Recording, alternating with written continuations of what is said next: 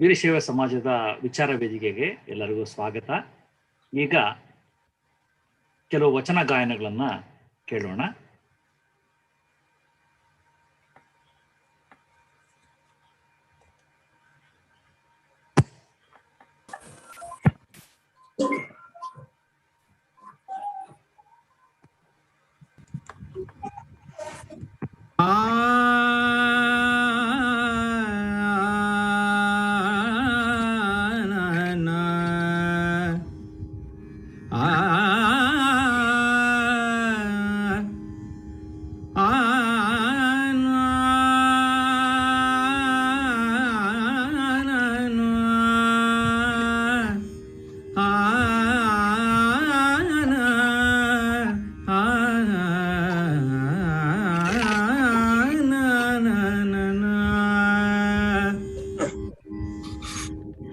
ನನಗಿಂತ ಕಿರಿಯರಿಲ್ಲಯ್ಯ,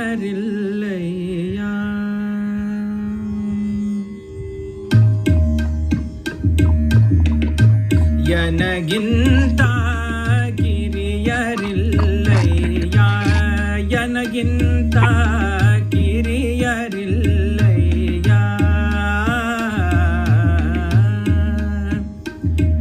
ನನಗಿಂತ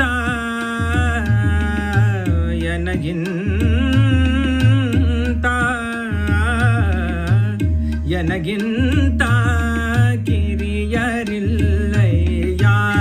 ನನಗಿಂತ ಕಿರಿಯರಿಲ್ಲಯ್ಯ, ನನಗಿಂತ ಕಿರಿಯರಿಲ್ಲಯ್ಯ, ನನಗಿಂತ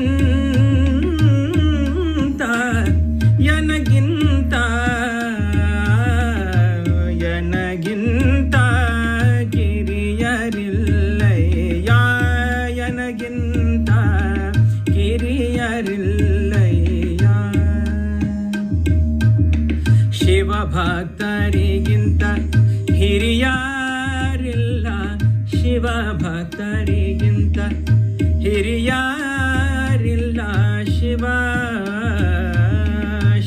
ಭಕ್ತರಿಗಿಂತ ಶಿವ ಭಕ್ತರಿಗಿಂತ ಶಿವ ಭಕ್ತರಿಗಿಂತ ಶಿವ ಭಕ್ತರಿಗಿಂತ ಹಿರಿಯಾರಿಲ್ಲ, ಶಿವ ಭಕ್ತರಿಗಿಂತ ಹಿರಿಯಾರಿಲ್ಲ, ನನಗಿಂತ ಕಿರಿಯರಿಲ್ಲಯ್ಯ, ನನಗಿಂತ ಕಿರಿಯರಿಲ್ಲಯ್ಯ.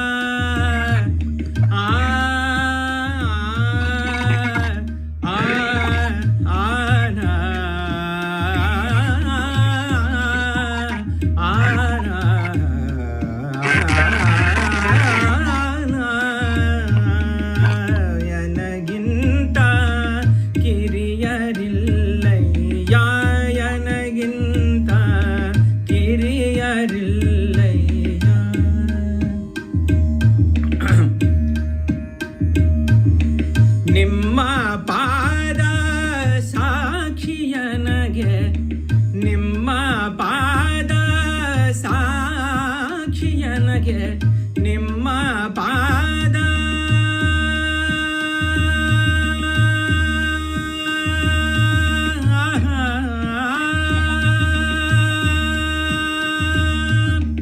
ನಿಮ್ಮ ಪಾದ ಸಾಕ್ಷಿಯನಗೆ, ನಿಮ್ಮ ಪಾದ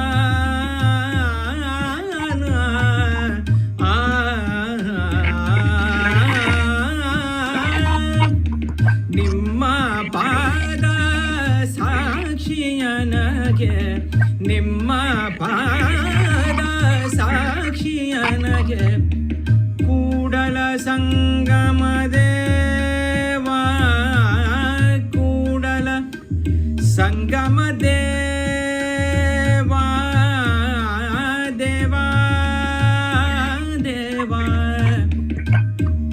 ಕೂಡಲ ಸಂಗಮ ದೇವಾ ದೇವಾ ದೇವಾ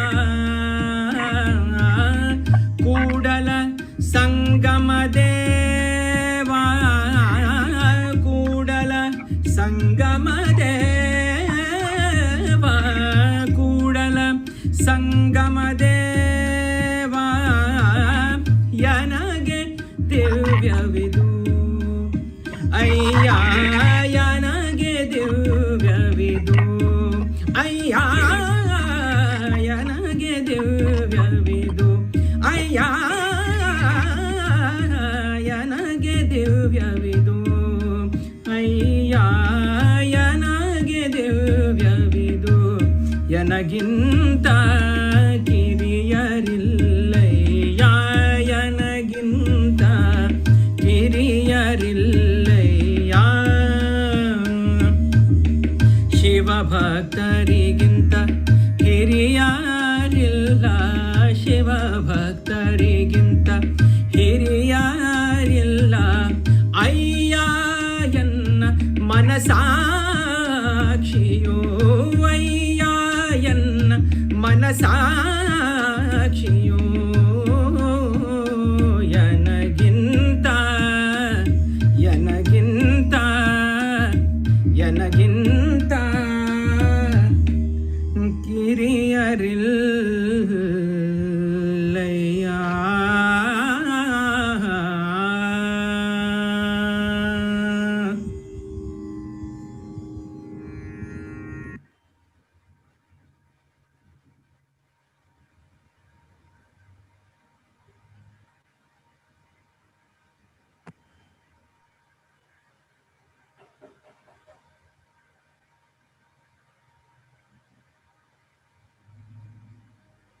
ಈಗ ನಮ್ಮಗಳ ಮಧ್ಯೆ ಬಹಳ ಸಂತೋಷವಾಗಿ ನಮ್ಮ ಯೂತ್ ರೆಪ್ರೆಸೆಂಟೇಟಿವ್ ಆಗಿ ತೇಜಸ್ ಅಳರು ಬಂದಿದ್ದಾರೆ. ತೇಜಸ್ ಅವರೇ, Hi uncle, yes, idini nanu. I would really appreciate if you can come and introduce yourself, because it is very, very important to recognize your interest aspects of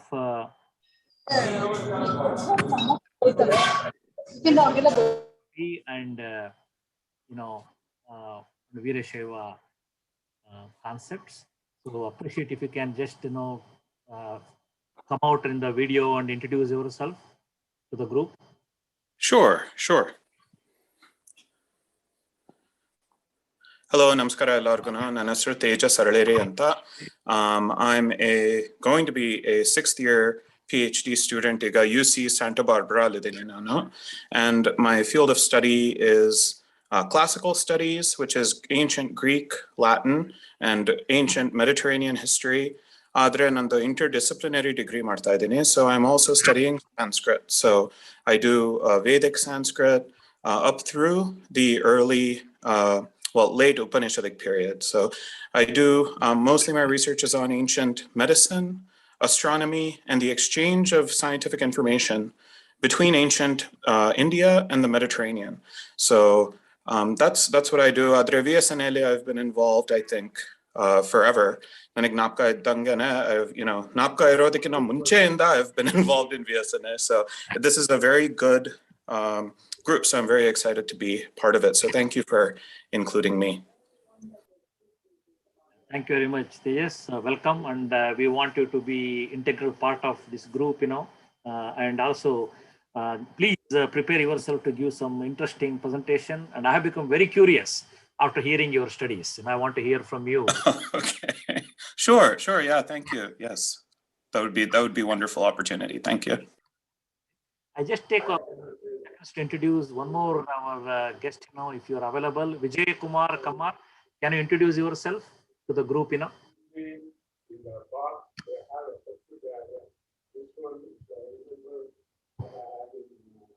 Vijay Kumar. Yeah. Can you hear?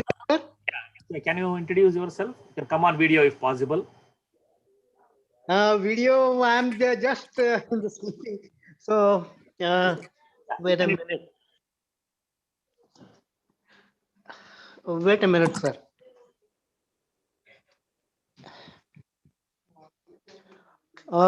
I'm Vijay Kumar Kammar from Dharwad. Since from 15-20 years, I'm doing this work on Basava philosophy. I have traveled across around 50 countries to propagate this Basava philosophy.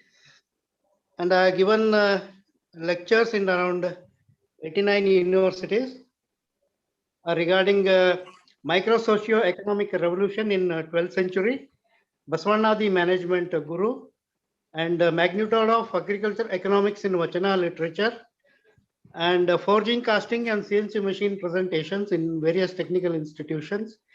And ardently, I'm promoting this Basava philosophy worldwide. This is my presentation. Thank you.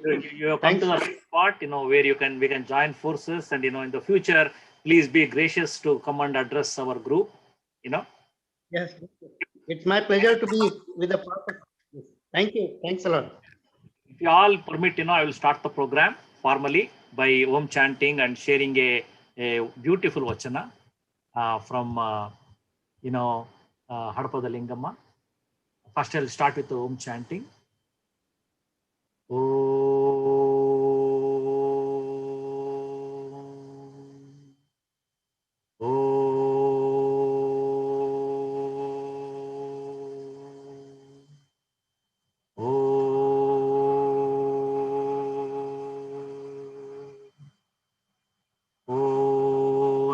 Shivaya. Om Shri Guru Basavalingaya Namaha. Om Namah Shivaya. Om Shri Guru Basavalingaya Namaha. Om Namah Shivaya. Om Shri Guru Basavalingaya Namaha. Hadapada Lingamma is one of our great Vachanakarti, and she has written many Vachanas.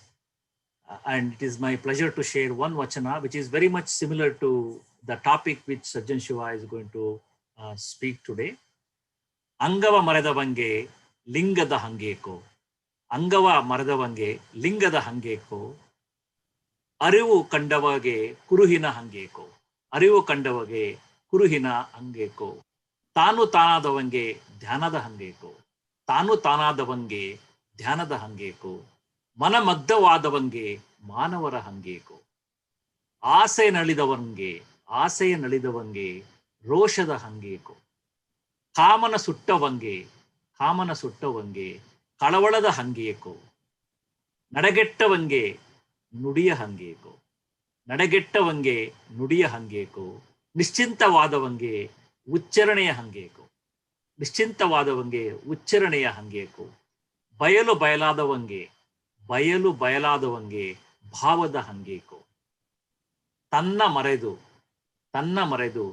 Nimma Narida Sharanange Alliye Aikya Kandeya Appanna Priya Channa Basavanna.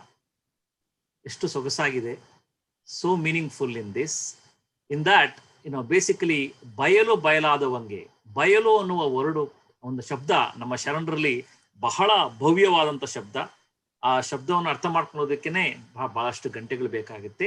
ಈ ವಚನವನ್ನು ಹೇಳಿ ಮುಂದೊಂದು ದಿನ ಇದರ ತಾತ್ಪರ್ಯವನ್ನ ನಾವು ಮತ್ತೆ ಅರ್ಥ ಮಾಡ್ಕೊಳ್ಳೋಣ. ಈಗ ಸಜ್ಜನ ಶಿವ ಅವರನ್ನ ನಮ್ಮ ಕುಸುಮ ಅರಳೆಯವರು ಪರಿಚಯ ಮಾಡ್ಕೊಡ್ತಾರೆ. ಕುಸುಮ ಅರಳೆಯವರೇ, ಪರಿಚಯ ಮಾಡ್ಕೊಡ್ತೀರಾ? ನಮಸ್ಕಾರ ಎಲ್ಲರಿಗೂ.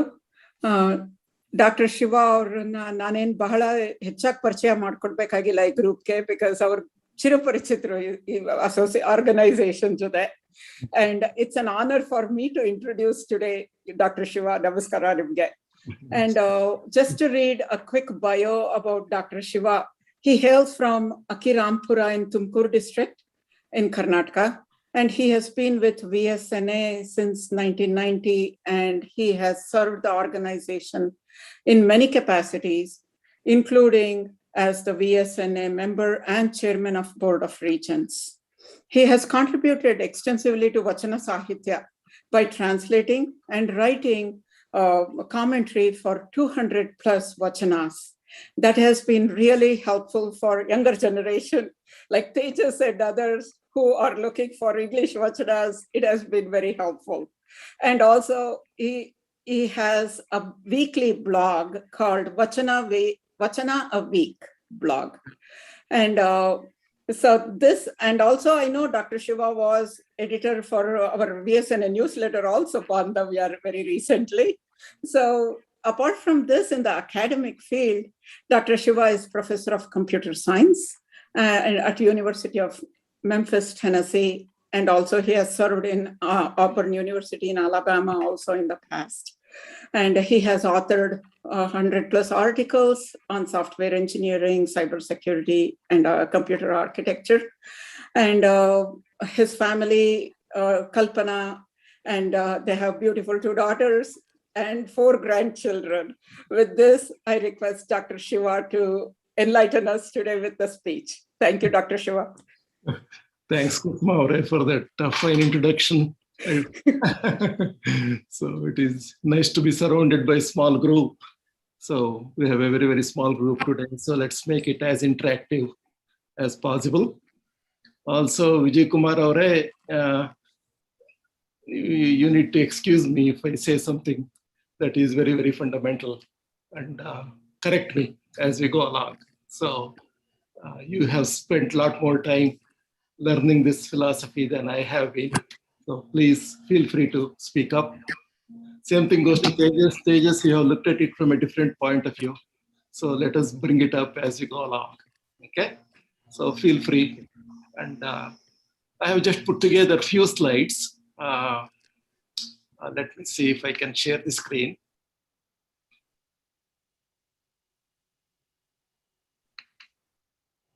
Do you all see it? Yeah. Okay. Okay. So the topic then is ambition and desire from a Shivasharana's point of view. So it's going to be a very, very quick and elementary discussion.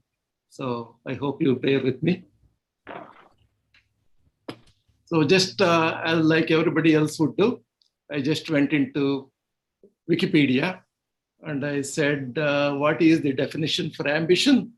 What is the definition for desire? So Wikipedia says, desire is looking at the mountain and dreaming about what it would feel like to be on the top of it. Whereas ambition is making a plan to get to the top and then taking the steps to get yourself over there. So it is focusing on long-term achievement and happiness. That is the definition from Wikipedia. Okay. So ambition, obviously you need to have the desire to achieve. So, and it is very important in life in the sense that it propels us to achieve greater things, hopefully, that are useful to us and useful to the community. And ambition should never be affected by any evil thoughts. It always has to be promoted and fueled by good thoughts and good things to be done to everyone around us. Then desire, in its most raw form, it is just pure greed and avarice, as some people put it.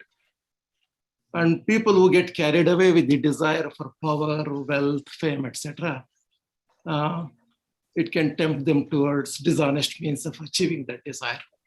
So in general, craving and wanton desires result in one's downfall. That is what one has to watch for.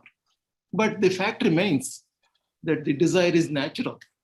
So we get so many millions of thoughts per day, and the desire is accelerated by these thoughts, and our environment, our peer pressure add to our desires, and we try to become more and more desirous. So we really cannot avoid it. The idea is, how can we satisfy the desire, but still live with it and have a productive, natural, happy life? That is what Sharanas have tried to illustrate to us as to how to do it. I'm just going to run through some of those concepts. So, okay.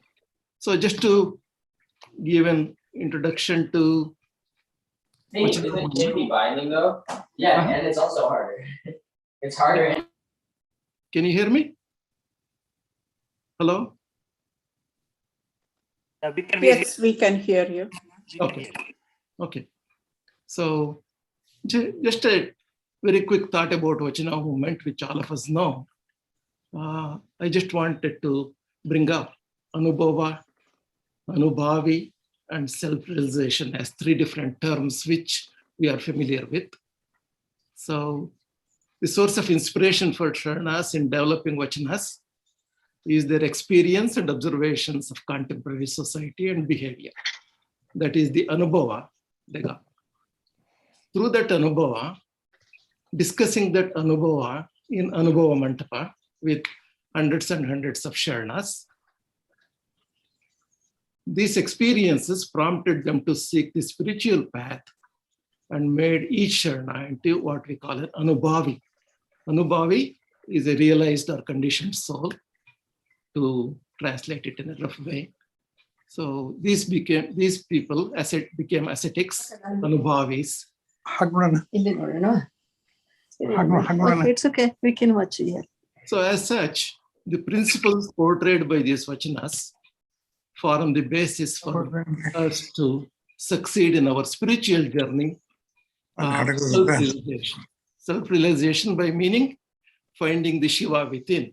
So we assume that each and every one is part of that large consciousness called Shiva. It's okay, it's 1 hour, leave it.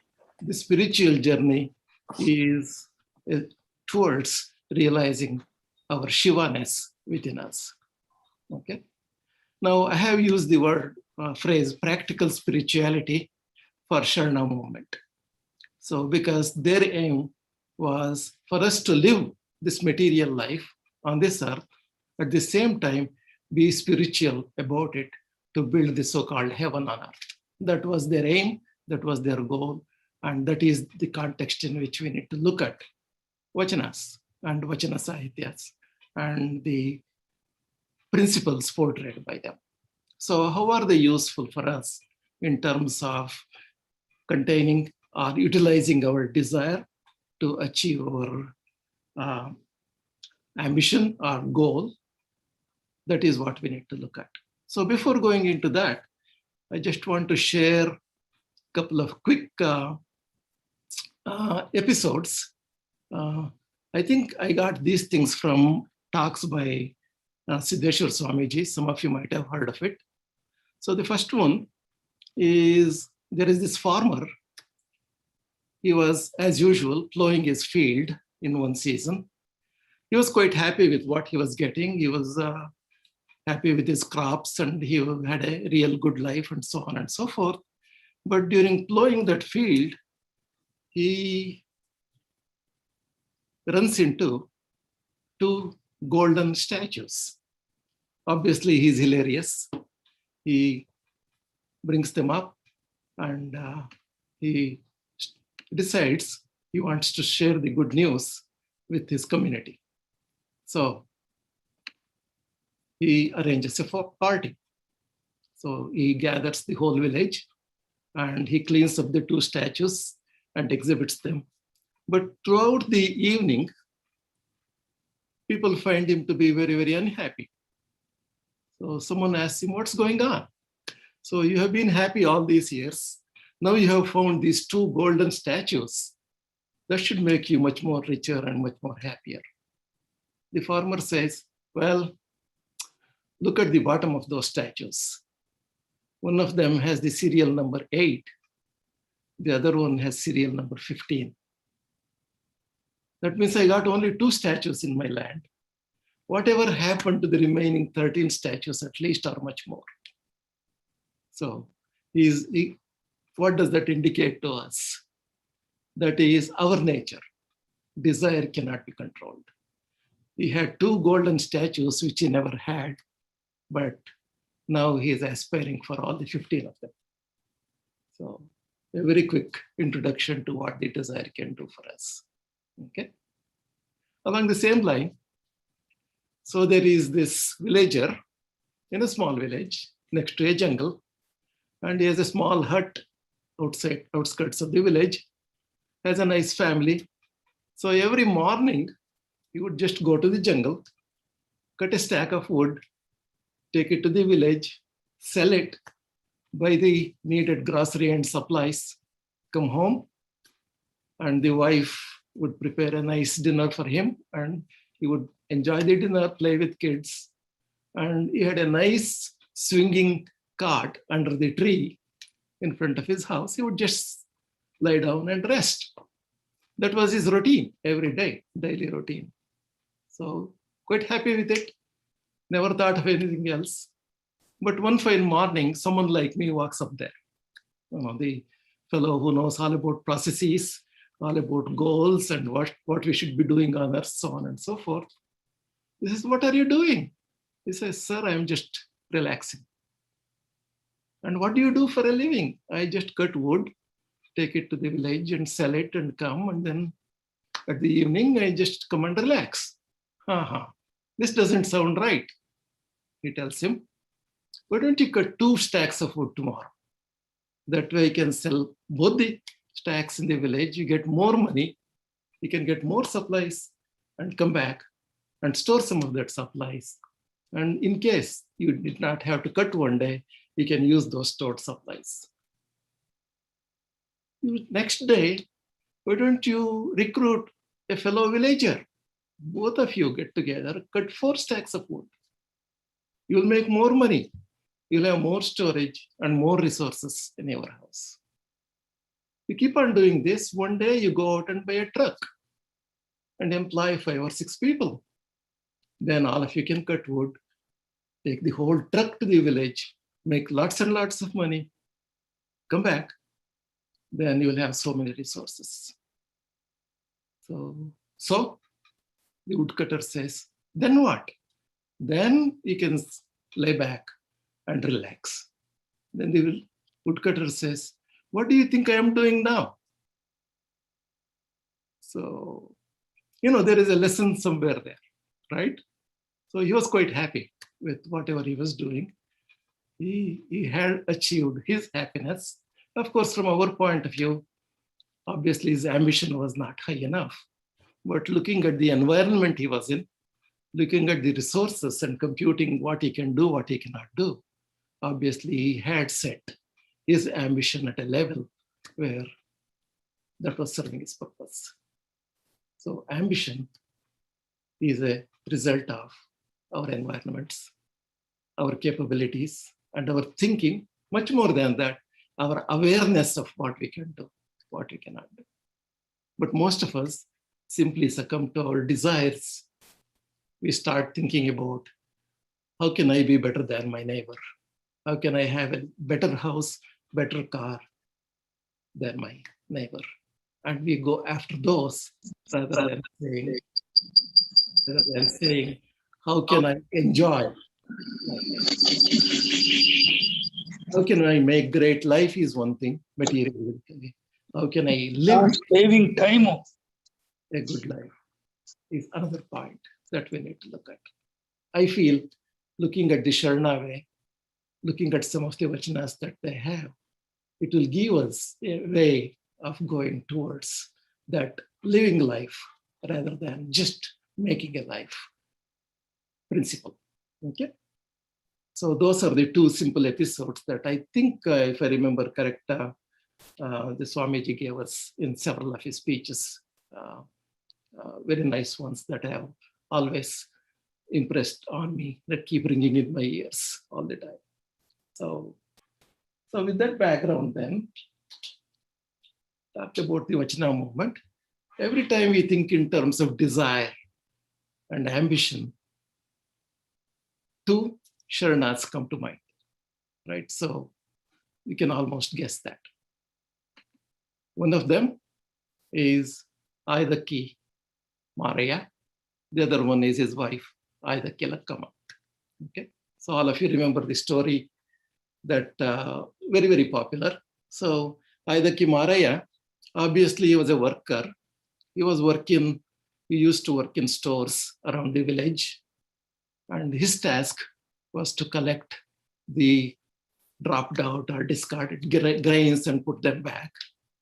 At the end of the day, the store owner would give him a sack of rice or what have you, supplies, and he would bring that home, and Lakkama would utilize those to prepare meals and feed the family and also feed other Sharanas that were around them. And then the rest of the day, they would just think in terms of being Sharanas, think in terms of Shiva, and attending sessions at the Anubhava Mantapa, things like that nature.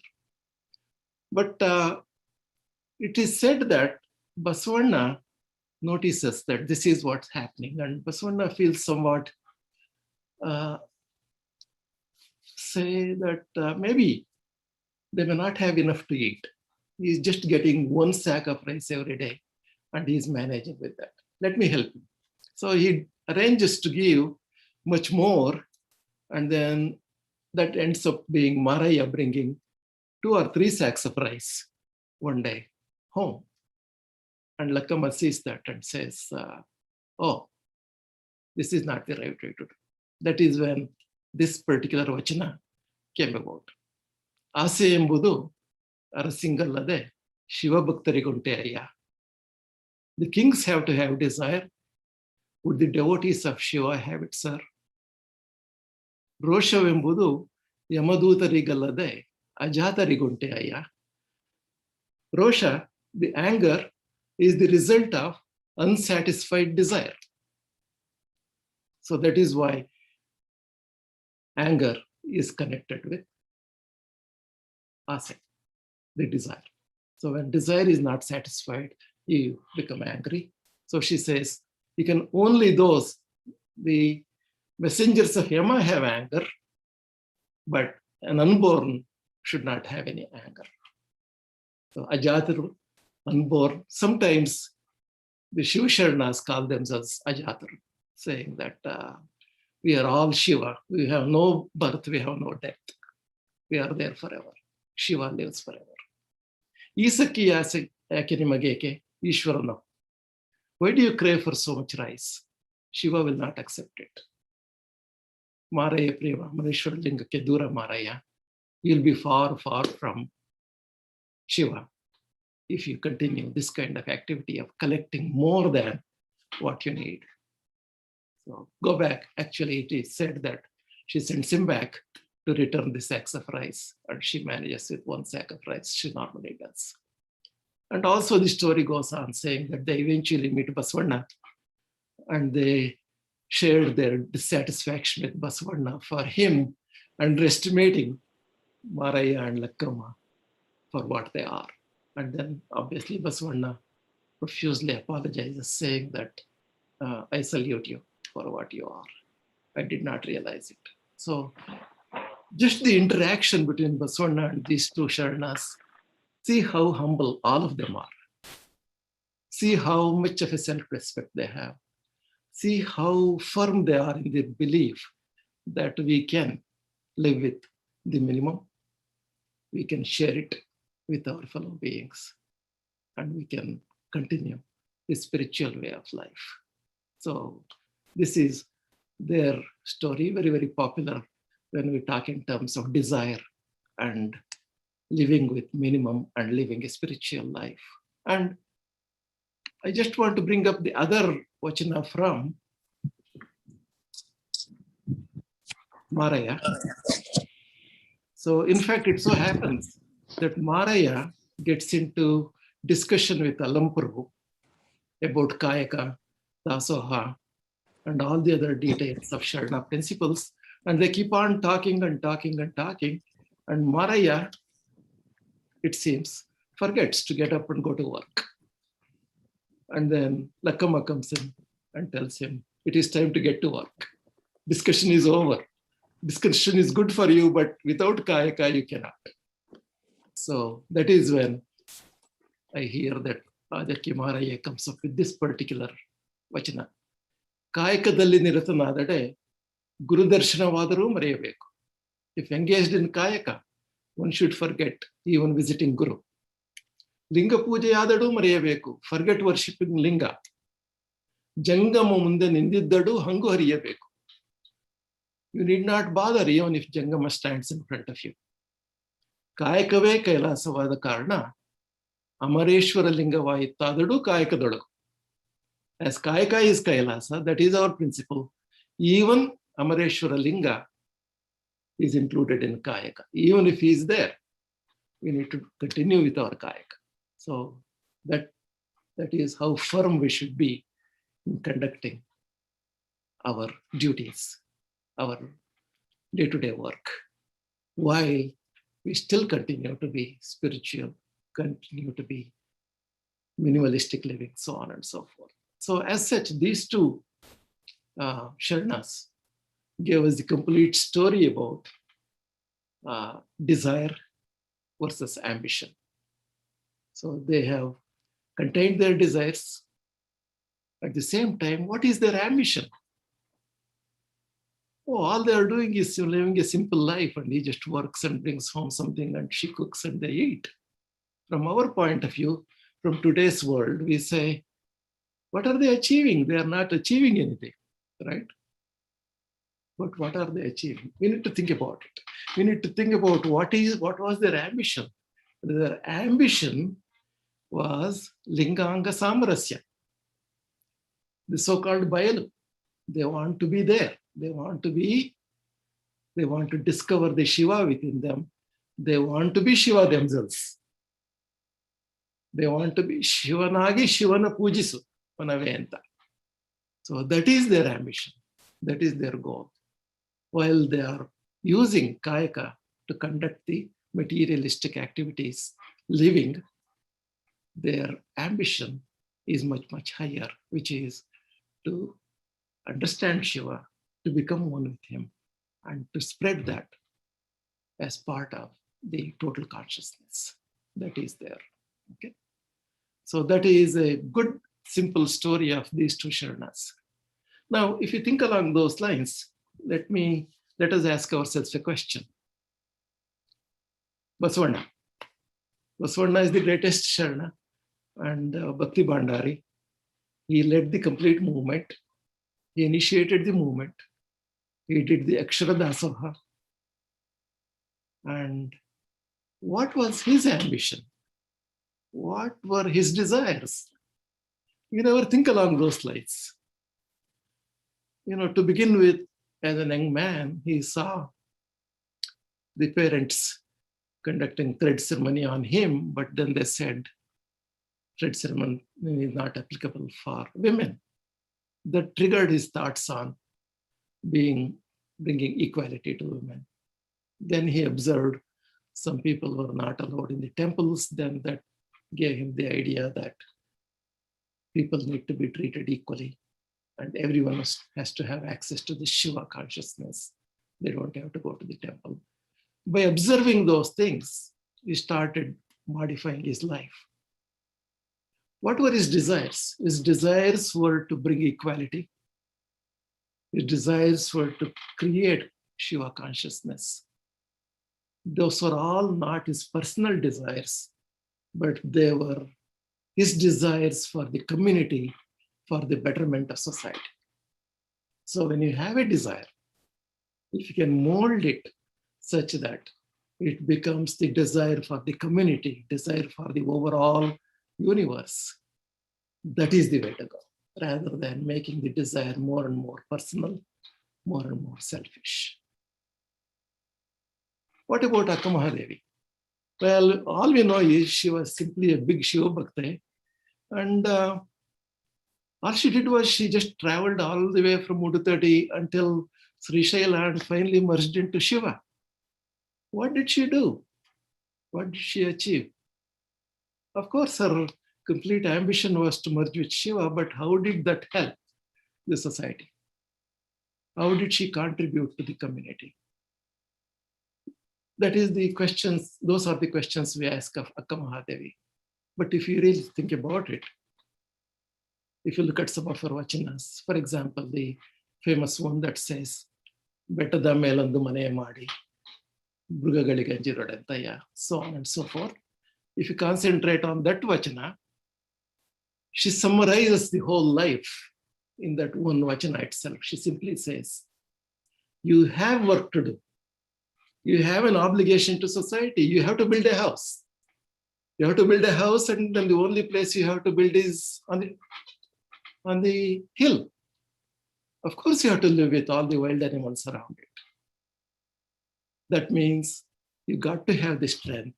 You got to have the stamina to build the temple, to live there, but still live with all the other occurrings around you. Okay.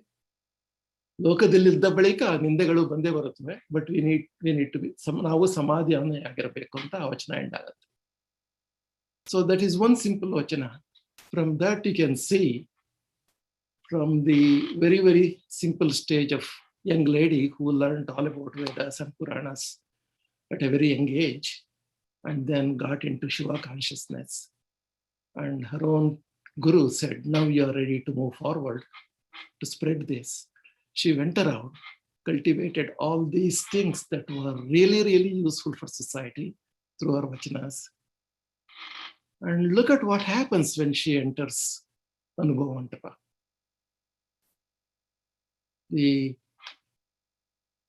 leaders of Anubhava Mantapa, Allam Prabhu in particular, starts quizzing her, starts questioning her as to why are you here? You are not mature enough to be here. More than that, you have come here naked, just covering yourself with your hair. Why did you do this? Just one sentence. Akka Mahadevi says, sir, I did not cover my hair to my body with my hair to cover it.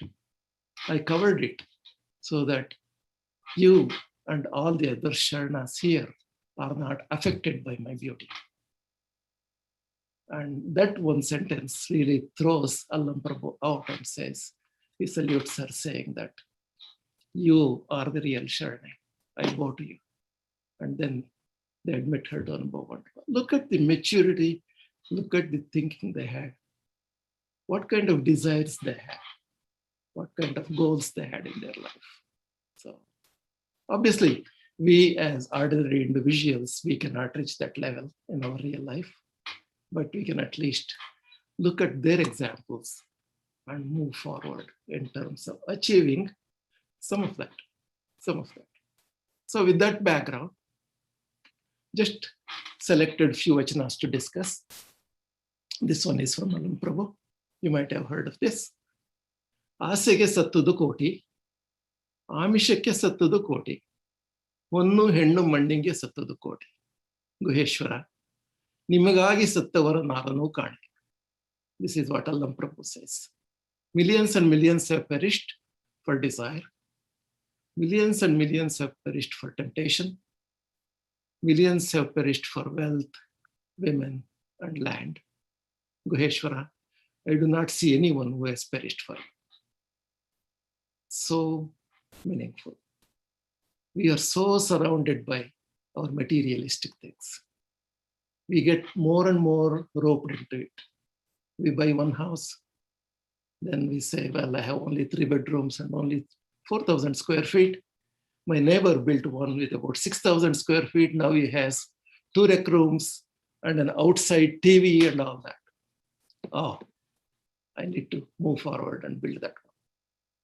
We will never quit this process, right? There is nothing wrong in having an ambition. There is nothing wrong in achieving the desire that comes to you. But there must be a good justification for what you have, what you need. And whatever our desire brings us should make us live happily rather than make us suffer through it. Okay. So Allam Prabhu says, ಹೊನ್ನು ಹೆಣ್ಣು ಮಣ್ಣಿಗೆ ಸತ್ತದು ಕೋಟಿ, ಗುಹೇಶ್ವರ ನಿಮಗಾಗಿ ಸತ್ತವರ ನಾವು ಕಾಣೆ. think in terms of the principle that is out there, whom we should be thinking about, rather than just the materialistic attitude that we have cultivated. Another Allam Prabhu's vachana. ಆಸೆ ಎಂಬ ಶೂಲದ ಮೇಲೆ ವೇಷವೆಂಬ ಹೆಣನ ಕುಳ್ಳಿರಿಸಿ ದರೆಯ ಮೇಲುಳ್ಳ ಹಿರಿಯರು ಹೆಂಗೆ ಸವೆದರು ನೋಡ. ಆಸೆಯ ಮುಂದಿಟ್ಟುಕೊಂಡು ಸುಳಿದ ಹಿರಿಯರ ಕಂಡು ಹೇಸಿಕೆಯಾಯಿತು Guheshwara. On the spokes of desire, placing the guise of a corpse.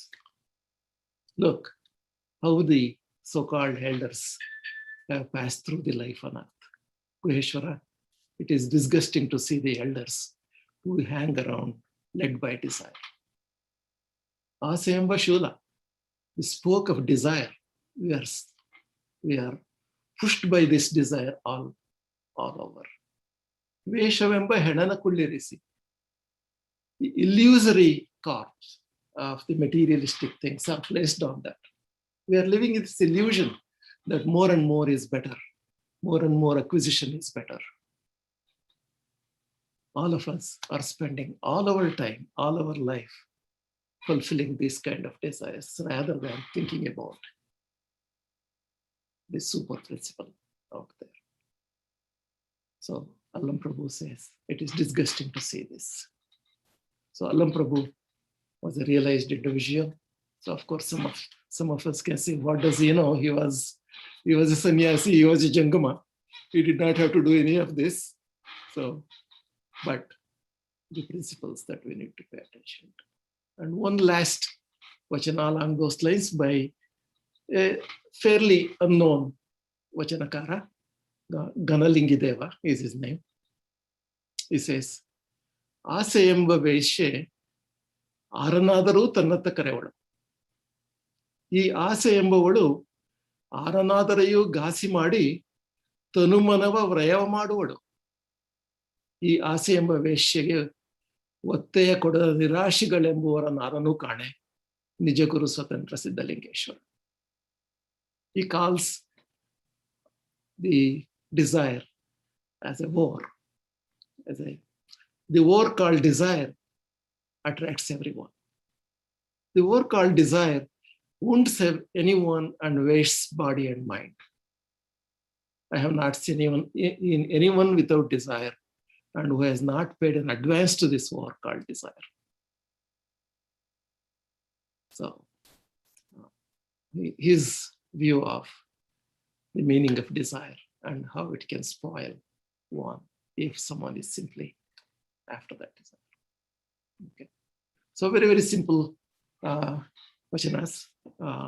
Again, every vachanakara has some comment on desire and ambition along these lines. I just selected only 3 of them for today's discussion. Okay. Any thoughts, questions on these 3 vachanas at this stage? Okay. Anna, there are some questions. I told them that we'll be asking in the end. Once you come. At the end? Okay. That's, yeah. So how do we combat desire and achieve our goals or achieve our ambition?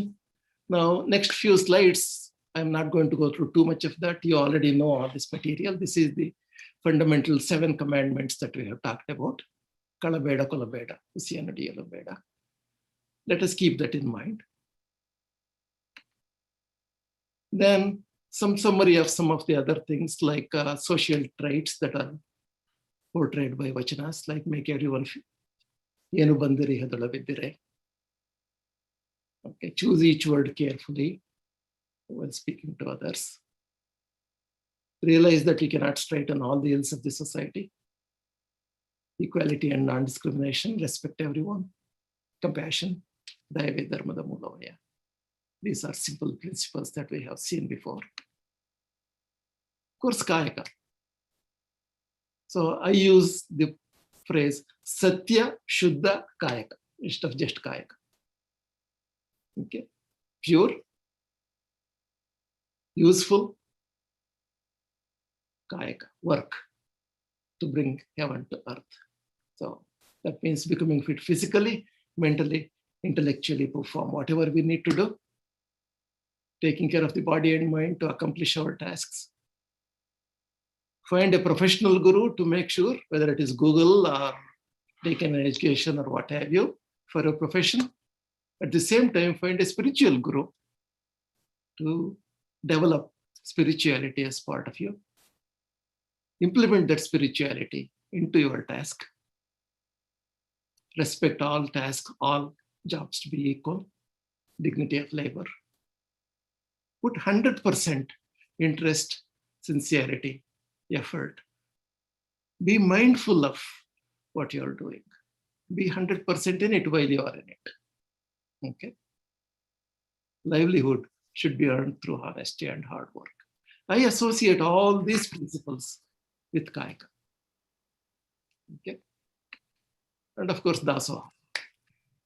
Dasoha. Soham means I am God. Dasoha means I am servant of God, and God is the universe. I am servant of everyone. I associate being thankful, and then Prasada Bhava and Shivarpana Buddhi as two phrases I have used to complete Dasoha. Everything I have is His, everything I do is His work. Sharing everything I have with community, okay? Minimizing our wants and needs. Trivida Dasoha, you have heard of that phrase. Tanu, Mana, Dana. Physical, which is service. Mana, which is knowledge. Dana, which is wealth. Contribute all three different ways to society. And be in the company of learned and realized individuals. Jangamas, as we call them. Discussing and internalizing messages from the Vachanas. I associate Dasoha with all these principles. Okay? Having said that, so all of us go through what I call 4 stages. There are ashramas that we have talked about, right? Balashrama, so on, Vruddhashrama, so on and so forth. I simply translate them into 4 steps. Career, family, community. Those are the 3 things that all of us do.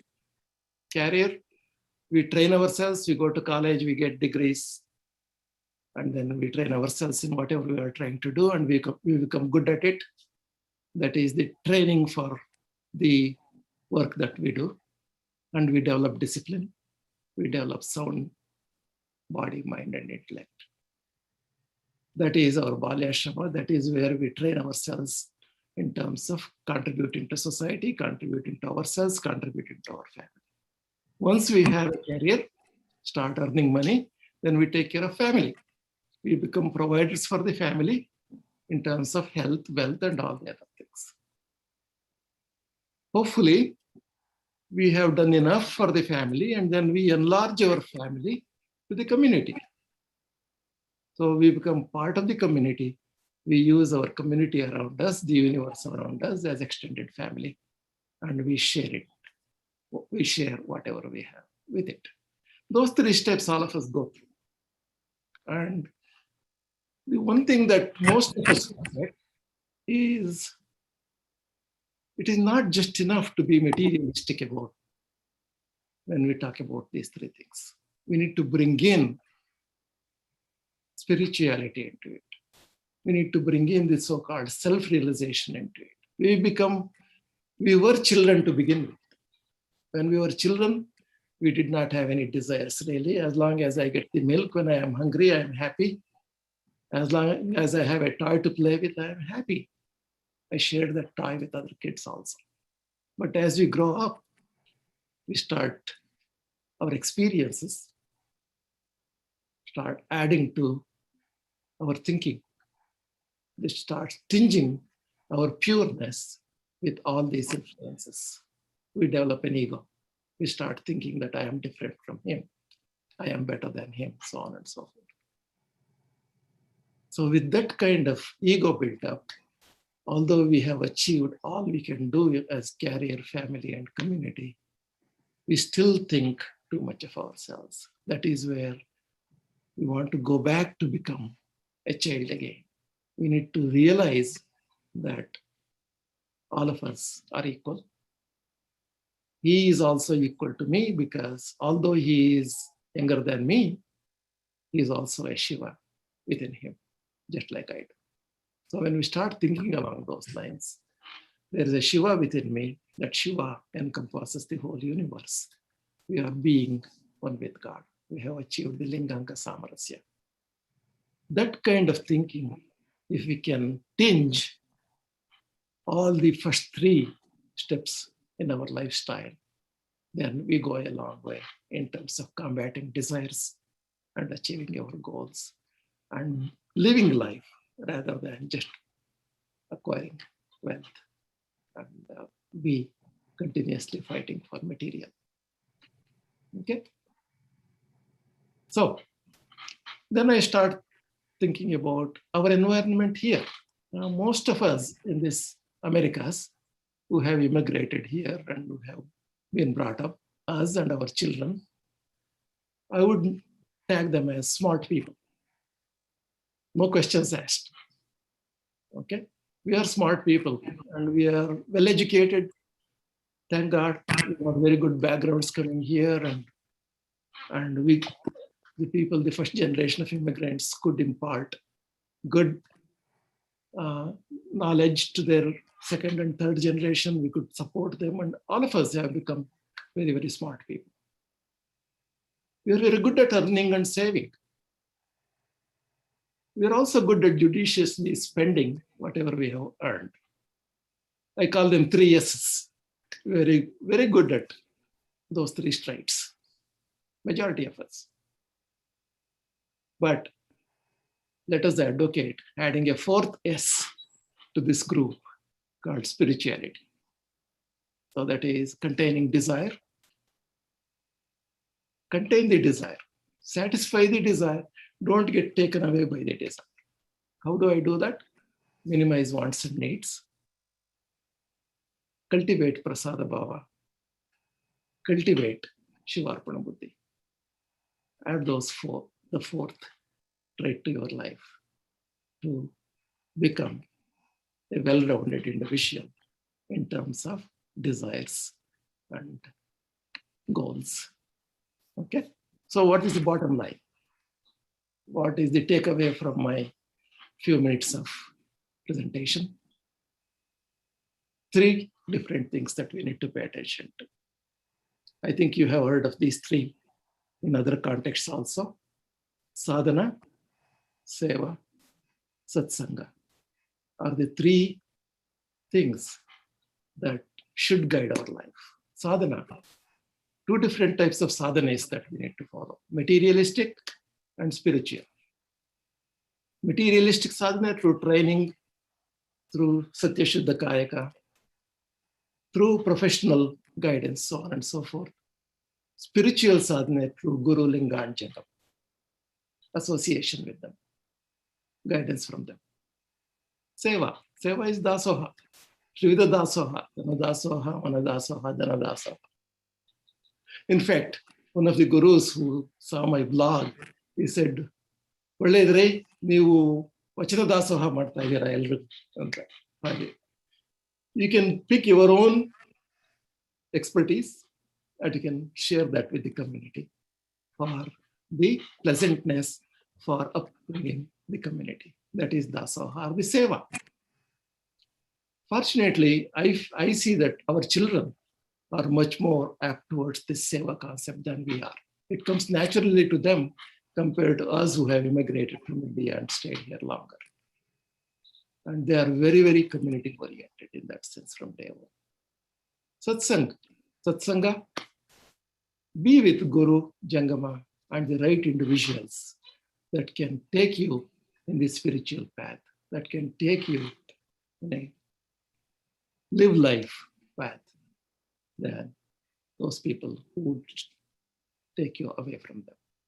So that is my bottom line for this discussion in terms of saying, if you can cultivate this, and if I keep on harping Shivarpanam Buddhi and Prasada Bhava as the 2 things that we keep thinking about it. Everything I do is his work. Everything I have is his.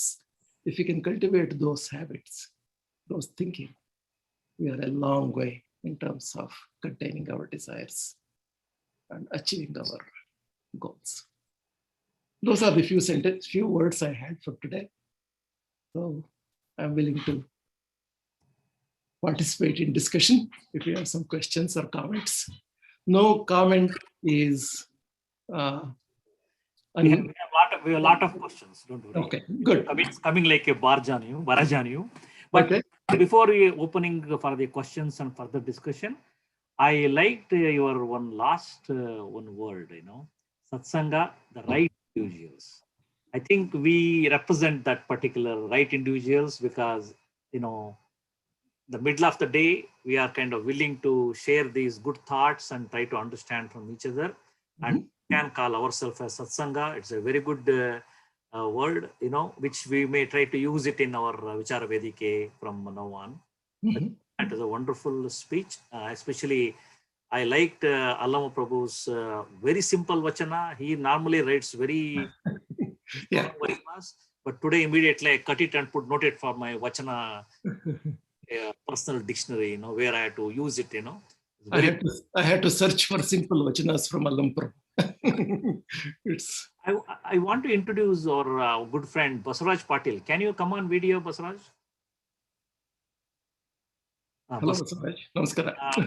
Basaraju has been asking a couple of questions from the beginning, Anna. So instead of reading his, questions, in fact, he is one of our community satsanga leader. He can ask directly to the group, and Sajjana can answer, and some of his questions are quite tough. So he can answer that. Then I let others answer. No, Sajjan, your talk was very inspiring. I am, very glad to have participated today in your presentation. Very thoughtfully presented with vachanas that are excellent. Sometimes I find it hard to understand that Kannada a little bit, so your explanations really help. Once I read the English side, then the Kannada versions make sense, but sometimes it's hard.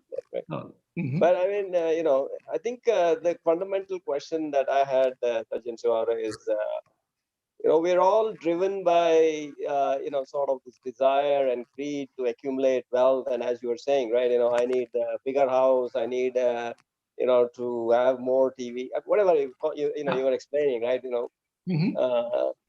How do you really overcome that, right? I mean, how do we follow the Sharana way, right? I mean, the life model that you presented, on one of your slides, it is so applicable, but how do we really adopt that? Because, we're all consumed by this desire to be one better than the next, like, right? I mean, in terms of wealth or achievements and accomplishments or whatever it is. Yeah.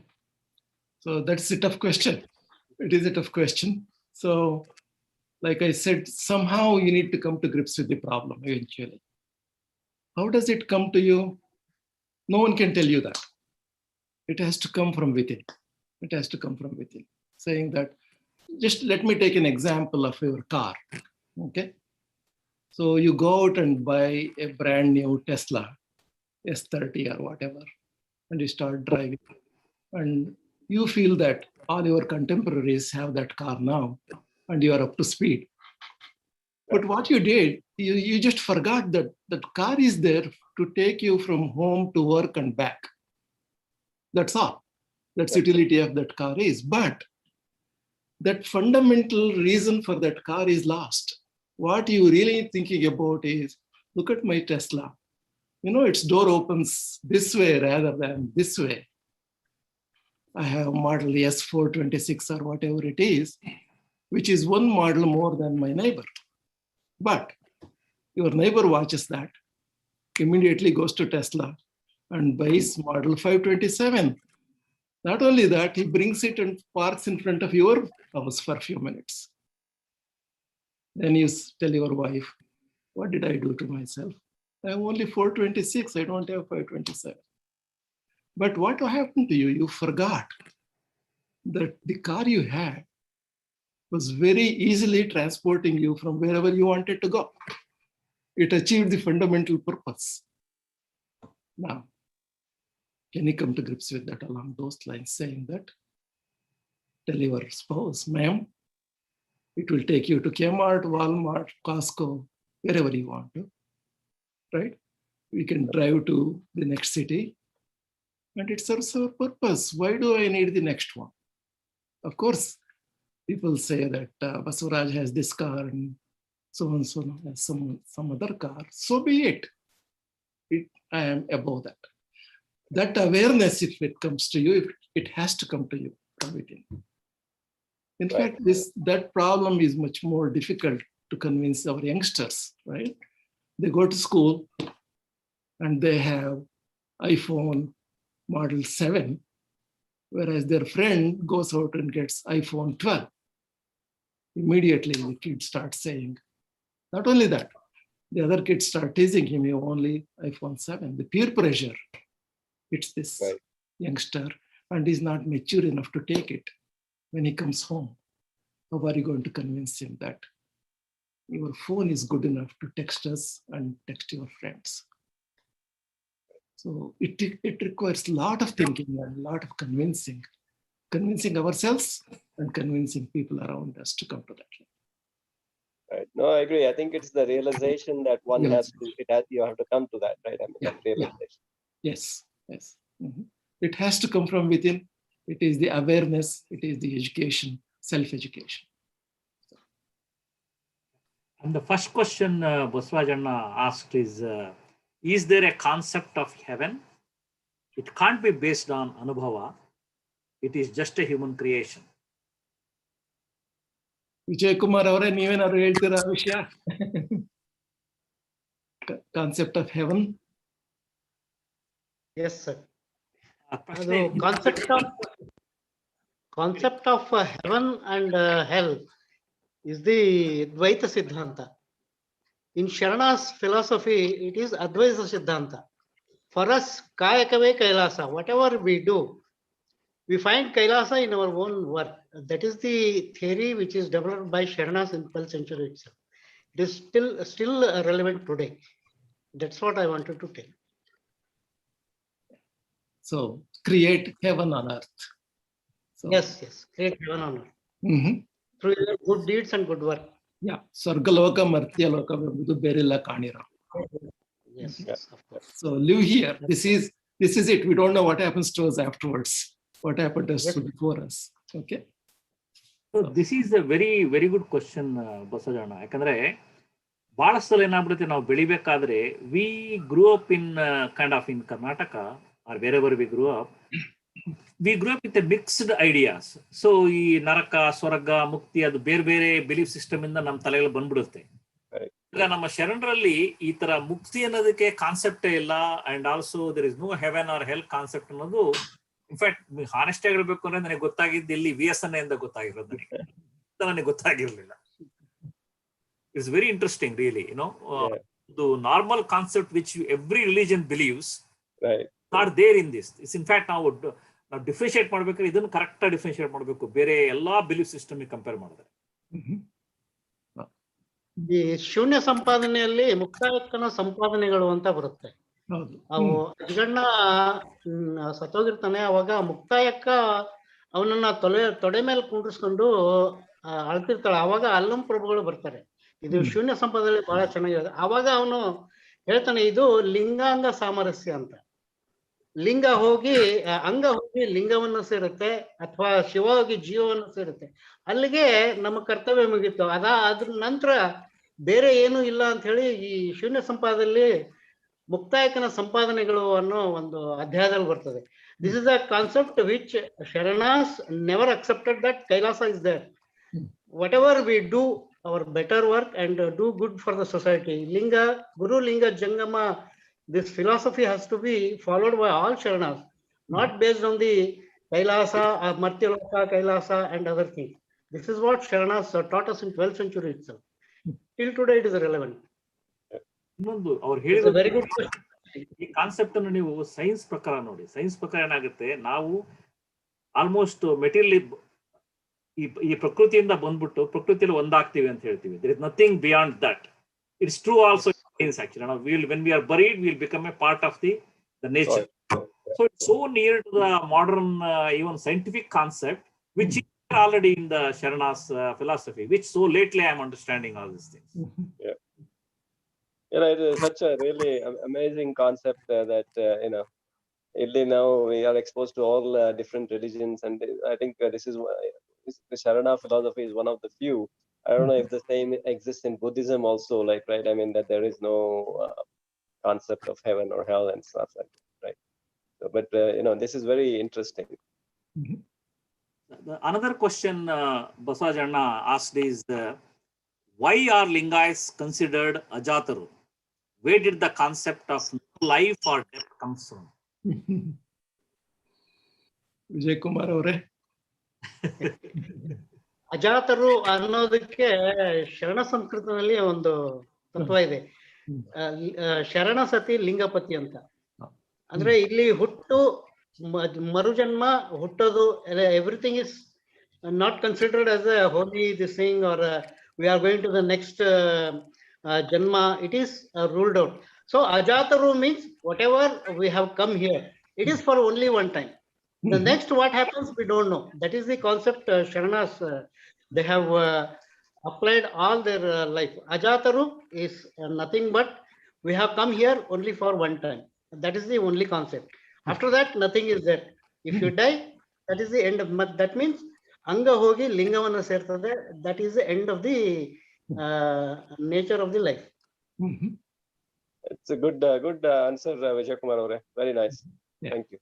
Innondu that sort of adds on to the earlier problem, right? So in this time period when all of the Sharanas are sort of reforming and trying to protest against the caste system and all of those rules, the distinction between Dvija, the twice-born person, who are the top three varnas within the system, and then the Shudra, who is not a twice-born, who is not allowed to do all the various rituals.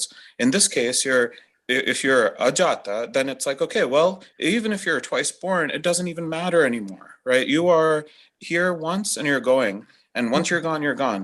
And this also, it's very radical, which is why I guess there's so much hubbub around these ideas and the violence brought on by the Sharanas movements. But this idea that no matter what you do as your labor, as your job and all that, it doesn't really affect what happens in your next life, right? And this is what Vedic Brahmanism had been all about. During this life, you must perform these samskaras in order to attain liberation or moksha, right? And now they're saying none of that matters. So in a lot of ways, it's very profound for us now, but even then, I think then it's almost it's jarringly profound for them, right? And I think that's it's a very insightful question because it brings up this fundamental problem that the Sharanas were trying to address. So thank you for asking that. Very good, Tejas. Yeah, I had not thought in terms of.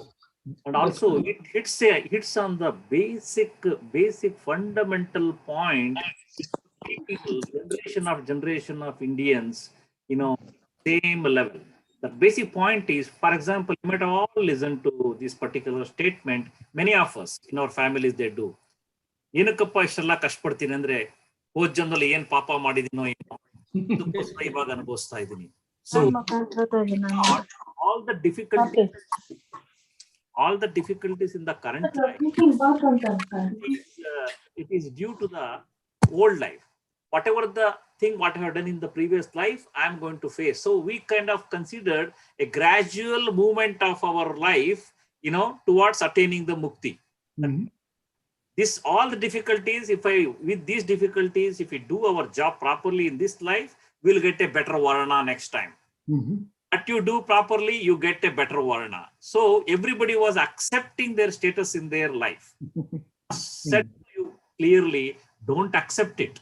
You are only born and you're going to die only once. So that makes a big difference. That's why there's such a resistance for this concept in our culture, I feel. That's what in one of the vachanas, Basavana said, Janma Janmakke hogaliyade soham endenisade dasoham endenisaya Kudala Sangama Deva. That's what he says. Janma Janmakke Hogaliyade. That means there is no further life which is existed.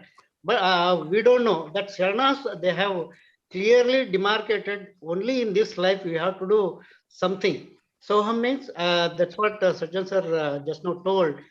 Soham means Saha Aham. I am the only thing. Dasoham means I am doing the service to the society. That is what the concept Sharanas they have developed in 12th century itself.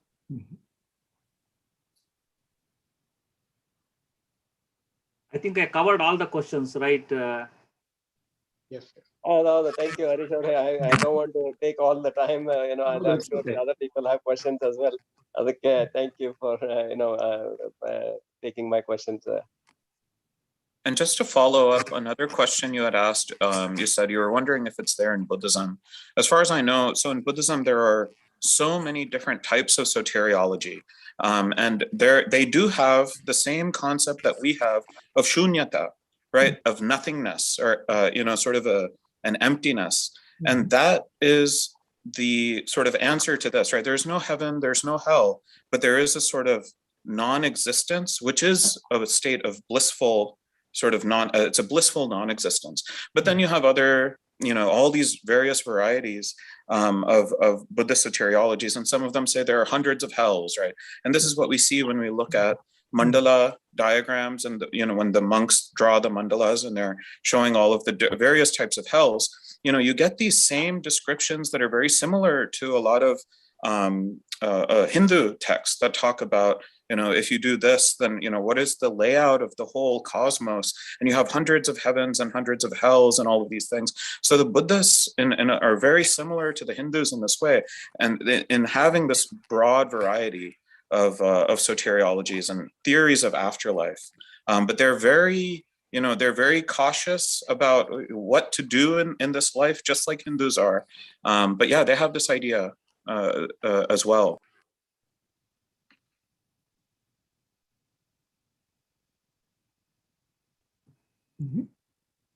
Good comments there. Yeah, I just appreciate that. Any other thoughts, questions? We don't have a question. Galaxy 10, can you come on video, please? Galaxy S10.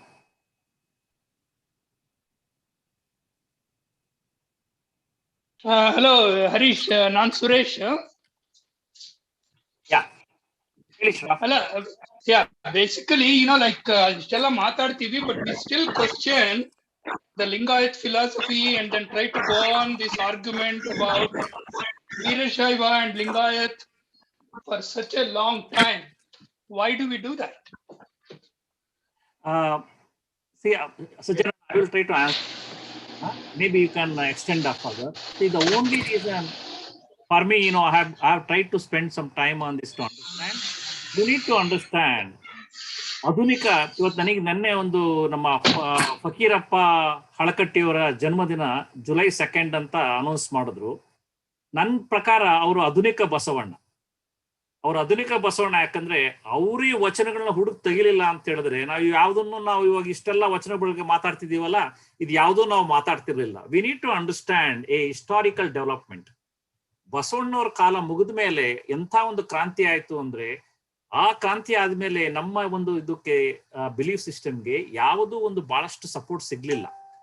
ಈ 130 ವರ್ಷ ಅಂದ್ರೆ ರಫ್ಲಿ ಇವಾಗ ಫಕೀರಪ್ಪ ಹಳಕಟ್ಟಿಯವರು ಅವರು ವಚನಗಳನ್ನ ತೆಗೆದು ತೋರ್ಸೋದಕ್ಕಿಂತನೂ ಒಂದು 800 years 700 years ನಮ್ಮ belief ಅಲ್ಲಿ ನಾವ್ ಹೇಗೆ ಬೆಳಿಬೇಕಾದ್ರೆ ಮಿಕ್ಸ್ ಆಗಿ ನಾವೆಲ್ಲ ಬೆಳೆದಿದೀವಲ್ಲ, ಹಾಗೆ ನಮ್ಮ ಬಿಲೀಫ್ ಸಿಸ್ಟಮ್ ಮಿಕ್ಸ್ ಆಗಿ ಬಂದ್ಬಿಟ್ಟಿದೆ 700 ವರ್ಷ.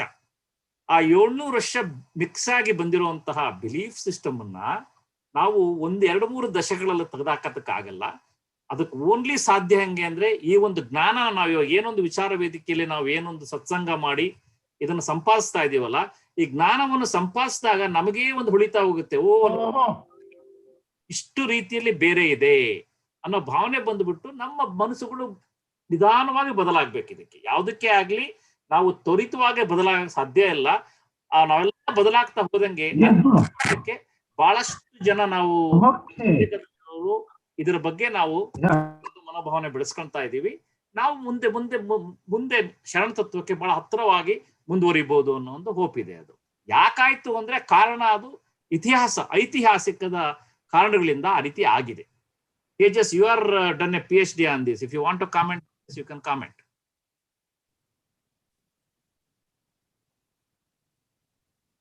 Yeah, I mean, I think the issue is when we're discussing these sort of divisions now, I think we can go back to what we were talking about with respect to ambition and desire. I mean, just reading about and hearing about all of the political reasons that people make these distinctions in caste status and all of that, right? I mean, we are living right now the legacy of our colonial history. So seeing how all of those things are taking shape now and how we're constantly battling out the political issues that are happening in India here in our diaspora communities, where sometimes we can't afford to, make those distinctions and live those divisions here, right? But in India, it's fine because there are, a few billion of us. We're here, we are a smaller community, especially when it comes to the Veerashaivas within the larger Hindu community. So, I mean, yeah, looking at the broader history, we have to question if people are interested in making that division here, what is their desire and what is their ambition in doing so? I think, but I would like to add to that, right? Now, there was a question about why do we resist Lingayat philosophy, right? I'm not sure that there is resistance.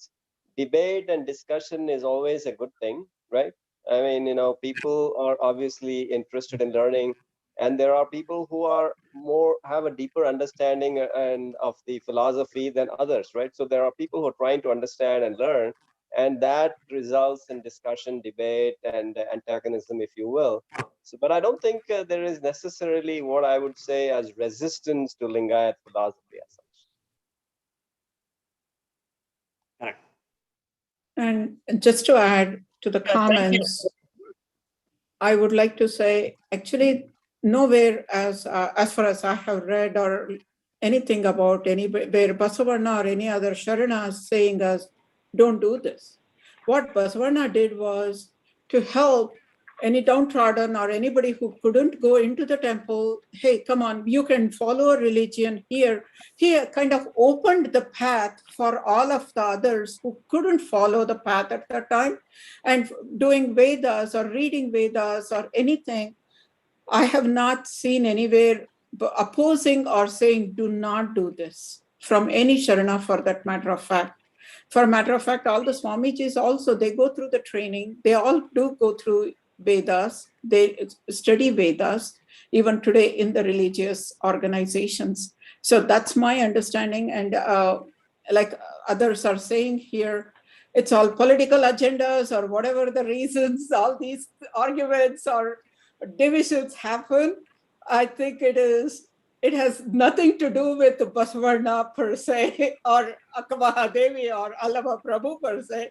It's all local politicians. They want to be their own, beat up their own horse. So that's how I see that. Thank you. One good thing about us is we are away from all that. So, and let us be that way, please. Whether we are minority or majority, it doesn't really bother us one way or the other. So I am open to any idea that comes from anywhere, as long as that is useful for me to move forward. Exactly. That's all it matters for us. In this part of the world, we are living thousands of miles away. Yeah. Sir, I have a question. Hello. Hi, this is Suresh. I do accept what you are telling. I know we have to go through the whole thing. But one thing that we have always fought is when of course, we have reached the age where we are study these things, try to understand and all those things.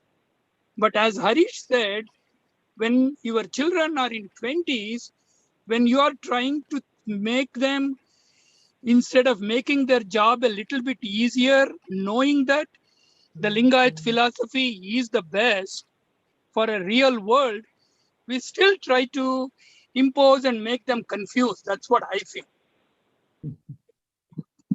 Yeah, it is finally, Suresh, each family has, for example, had the responsibility of raising Tejas, and she has raised him in a the way appropriate to her. See, we are now one as a group. We can discuss. That's the purpose of right, exactly, right. Yeah. We can discuss and we can understand, what is best. But what we are going to apply in our own families, with our own children, with our personal, wish. So we can only suggest.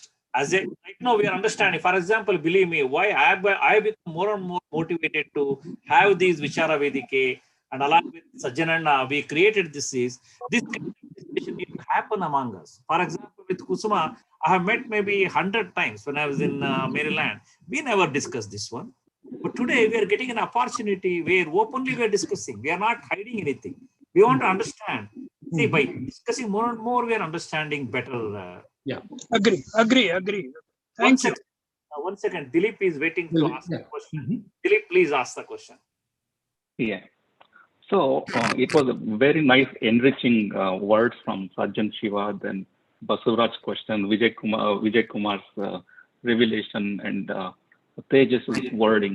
Very nice and very going across so much understanding, and there is so much that I learned within this short time.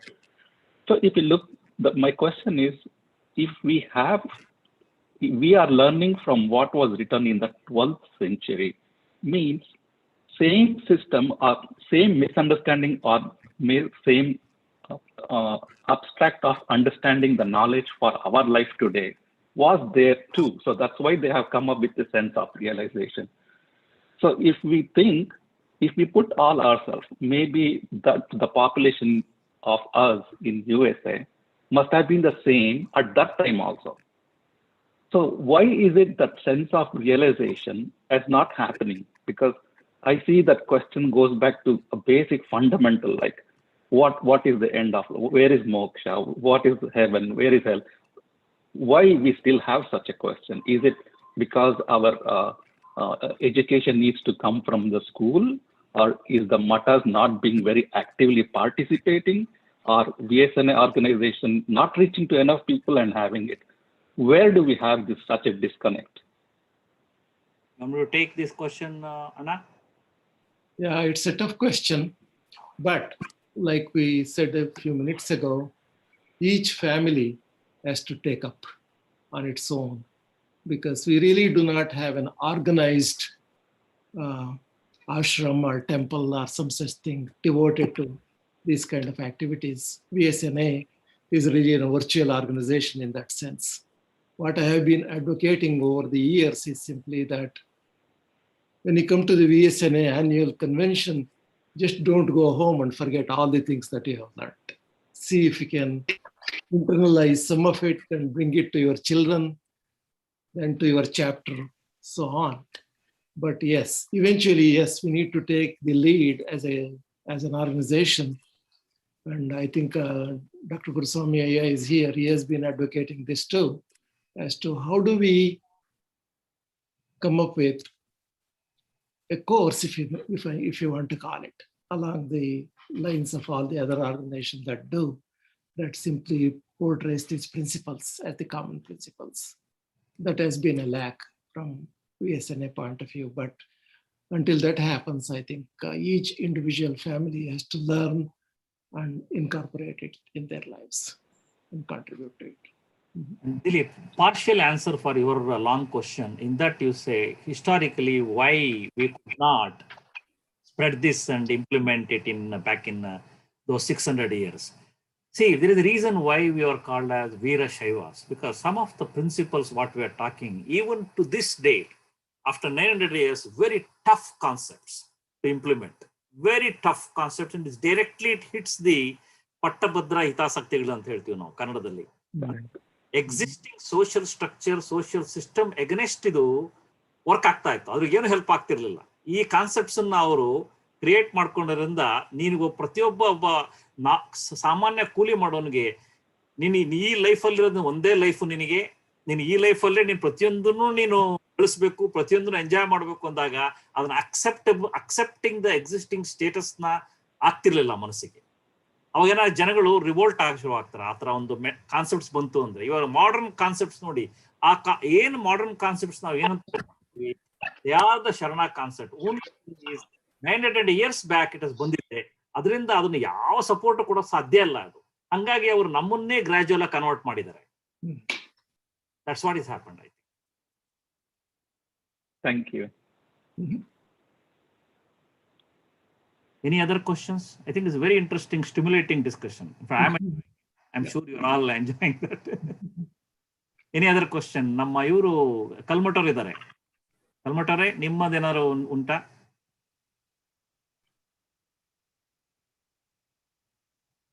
Okay. Shobha, you asked a question. If you can come out and ask that question, in the video, it will be great. It's a very good question. I want to kind of hear from you to understand that correctly. None question, Sajjan, just simple. Where do we stand on the concept that you expanded? And it is a very lively discussion. Where do we stand and what will be the meaning of contentment under the context? Meaning of contentment. Yeah, actually, I answered that question to Basavaraj a while ago as to when do we decide that we have enough, right? That no one else can dictate that. No one else can dictate that to us. It has to come from within. I need to decide that this aspect of my life, I have enough. I don't really have to build upon it anymore. So that has to come from the awareness. That has to come from my own education, my own thinking process. Actually, then they also talk about this in Samkhya philosophy, and I'm sure one of you is, actually knows it. So please correct me or please, add. But in Samkhya, one of the Samkhya sutras, one of the verses actually talks about how when you are doing meditation, you might feel like, oh, I have achieved enlightenment or something like that, or I have meditated for this many hours, and that brings about a feeling of contentment in you. And what they say in the Samkhya Karika is, don't just stop there, right? That's a false feeling of contentment. And I think it brings up a very unique contrast here between what we're discussing here and what is sort of talked about by mainstream Brahminical religion. And a key difference here, right, is that contentment for us is we are able to sort of choose. And that freedom, I think, that comes with Virashaivism is very unique. And the previous question where it's like, okay, how do we actually,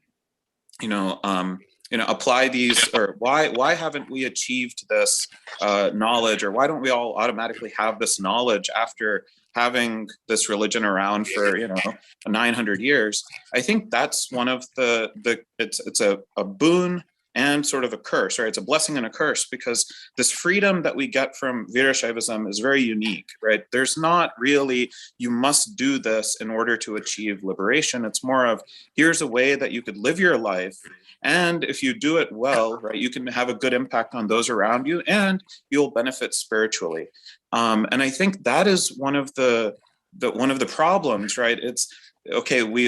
My parents came here, and many of us have, we're immigrants, or we're children of immigrants, or all of us.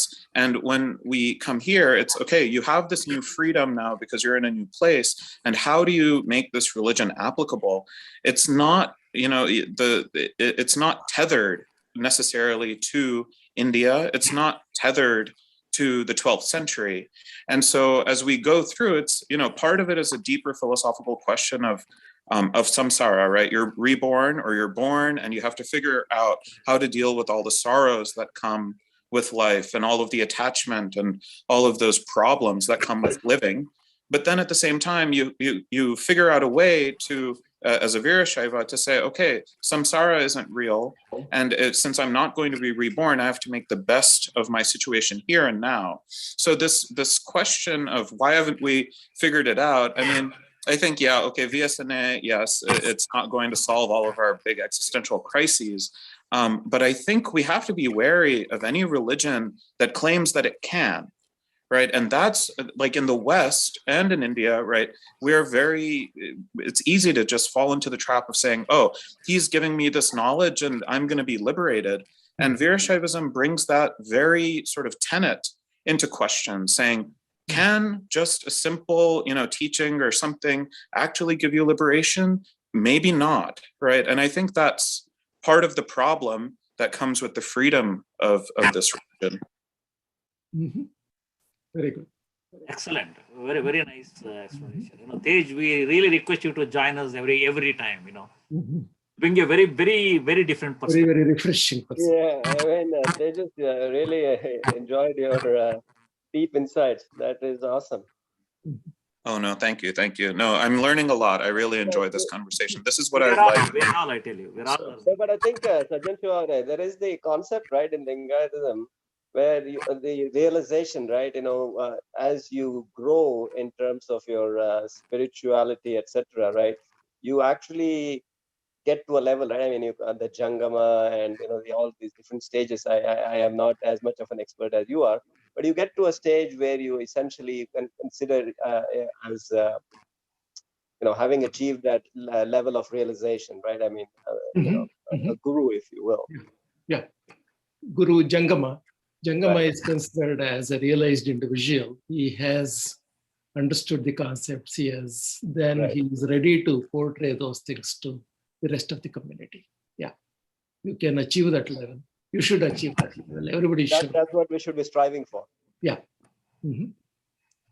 Shobhaji has one question. Shobhaji, can you come on video and ask the question? Yeah.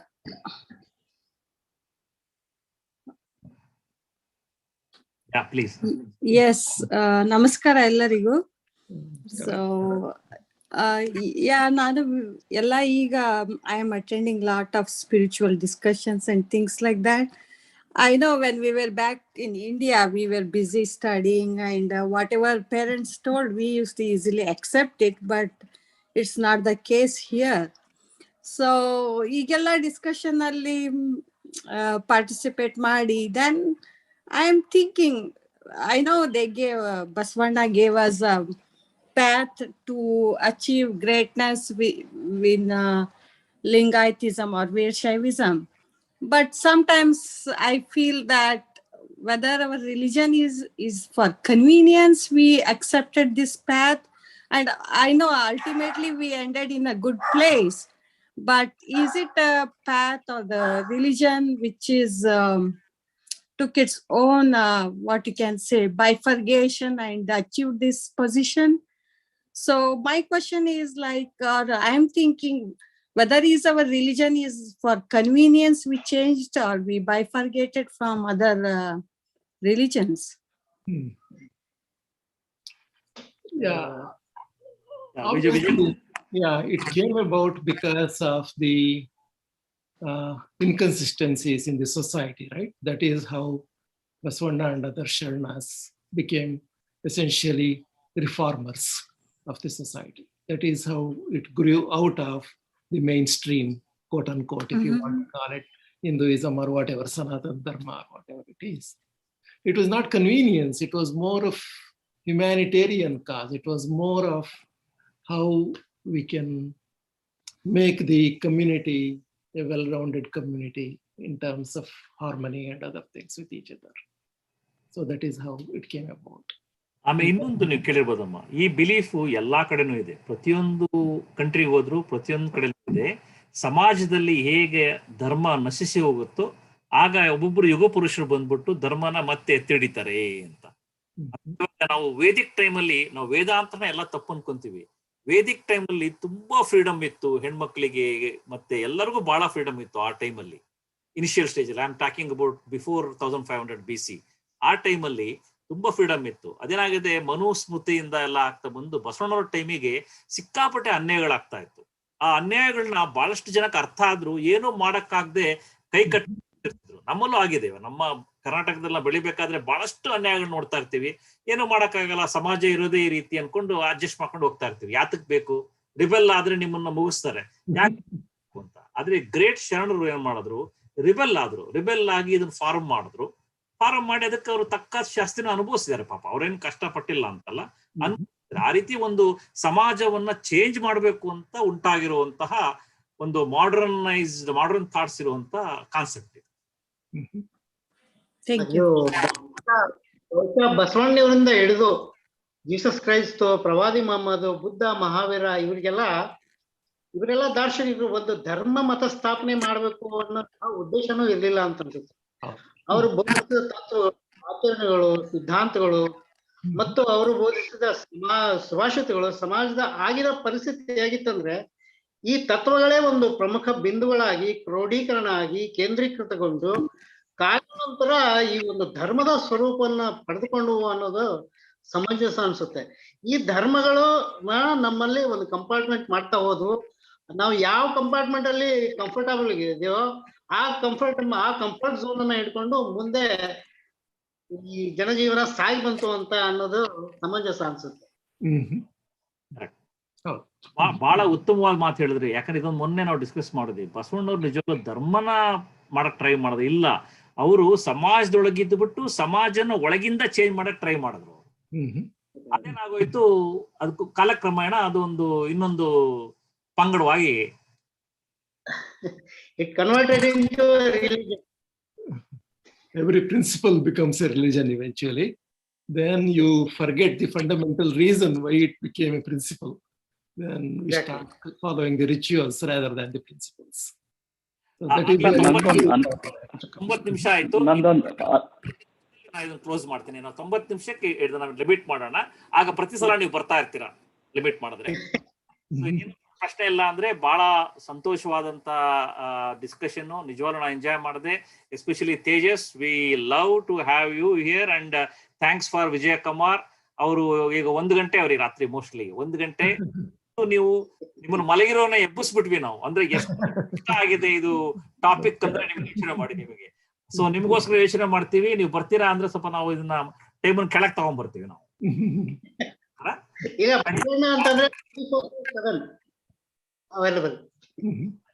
Thank you. ನಮಸ್ಕಾರ ಎಲ್ಲರಿಗೂ. ಬರ್ತೀನಿ.